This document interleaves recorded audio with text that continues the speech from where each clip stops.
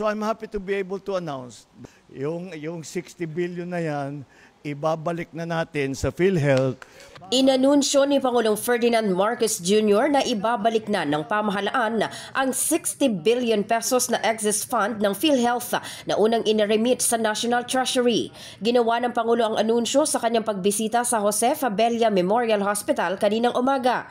Ayon sa Pangulo, ibabalik na ang nasabing pondo dahil meron ng sapat na savings ang pamahalaan at para mawala na ang pangamba ng publiko na baka mabawasan ang serbisyo ng PhilHealth dahil sa kinuhang pondo. Kahit anong paliwanag na ibigay namin, kahit na anong pakita natin na dumadami ang serbisyo na kinocover ng PhilHealth, may pangamba pa rin yung tao na baka mabawasan yung mga services. Dinagdagan na natin. Pero siyempre, hindi mo maiwasan yan dahil ibang usapan ito. You were talking about life and death issues here for people.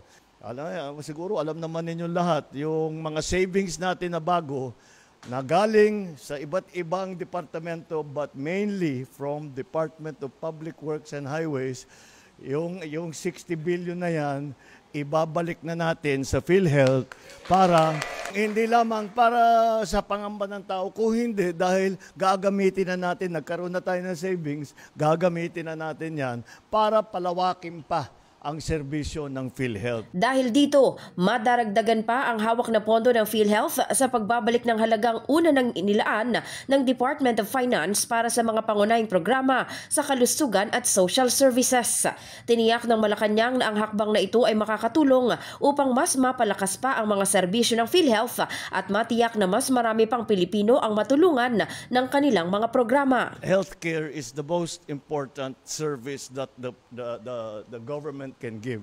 Kaya't yan po ang aming patuloy na iginagawa para parang ating mga kababayan ay maramdaman naman nila na ang pamahalaan, ang DOH, lahat mga health workers, ginagawa lahat upang yung kanilang kalusugan at ang kanilang mga anak, lalong-lalo na dito, ay naaalagaan, naaalalayan. Samantala sa pag-iikot ng Pangulo sa Fabella Hospital kanina, personal niya ring tiningnan ang pagpapatupad ng zero balance billing sa naturang paggamutan.